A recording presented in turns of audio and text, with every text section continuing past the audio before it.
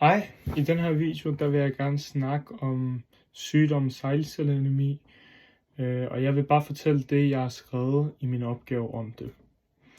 Så jeg vil starte med at fortælle lidt om sejlcelleanemi og hvad der egentlig forårsager det. Så det, der forårsager det er en mutation i genet homoglobin, som er i de røde blodlemmer.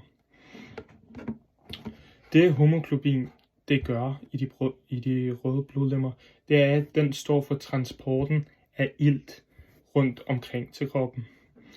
Og når der så er den her skade eller ændring, altså mutation i det her gen, så vil der så opstå problemer. Altså selve blodlemmet, den vil blive abnormal. Den vil så skifte former, når den er abnormal. Den vil ikke være almindelig. Og det gør så, at den ikke rigtig kan transporteres ordentligt i vores blodår. Det gør, at de ofte sidder fast i blodårens vægge, og når de gør det, så kan patienter, der har den her sygdom, de kan opleve smerter. Det skaber en masse problemer, og så kan det også, på grund af den her sygdom, så kan det sprede sig rundt til andre steder i kroppen, andre organer. Det kan være hjertet, det kan være lungerne, osv.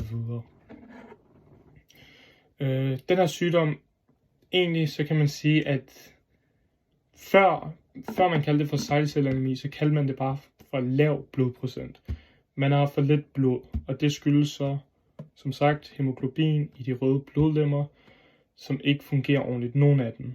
Jeg vil måske lige putte et billede et sted her på skærmen, af hvordan de her abnormale røde blodlemmer vil se ud på grund af det. Man kan netop se på billedet her, de raske blodlemmer og de abnormale blodlemmer sammen, hvor de abnormale blodlemmer, det er de her lidt, sejlformede.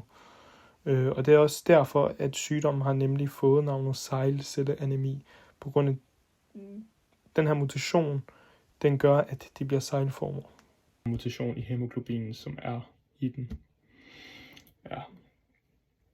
Man kan sige, at sygdommen den er autosomal recessiv.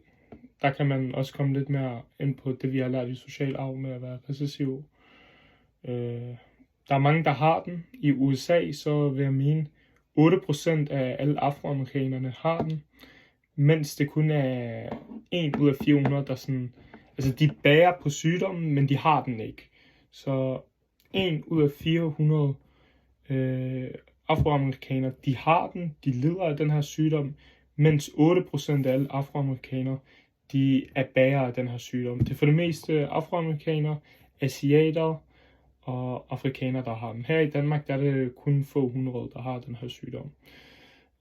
Den her autosomal recessiv sygdom, den er opstået på grund af en punktmutation i genet på 11. kromosom.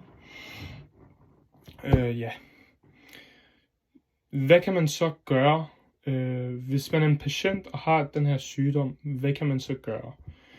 Ja, der er forskellige måder at få behandling for den her sygdom. Hvis man kan, så kan man få en knoglemarvtransplantation. Og hvis man gør det, jamen så er der ingen problemer. Så vil man slet ikke have problemer for resten af sit liv. Og de her hemoglobin, altså den her mutation, der er ikke nogen mutation. Du vil have helt almindelige, raske hemoglobiner. Du vil have helt normale, raske blodlemmer. Og alt er fint. Problemet med den her operation, det er bare, at der er ikke så mange mennesker, der har nogle donor, og selve operationen, der er stor risiko for, at det vil gå galt, så det er ikke så godt. Andre mennesker, der ikke kan tage den her operation, de kan tage piller. Jeg tror, det var dagligt, eller så var det 1 til 2 gange om ugen. Og de her piller, de hedder hydroxyurin eller et eller andet. Ja, så kan man tage de her piller imod det. Så det den her medicin hydroxyurin, den gør, det er, at den formindsker celledelingen hos cellerne i kroppen. Problemet med dette, det er, at den ikke kender forskel på raske og ikke raske celler. Og derfor så, når man tager det her medicin, så er der en masse problemer og en masse bivirkninger, der kommer med den.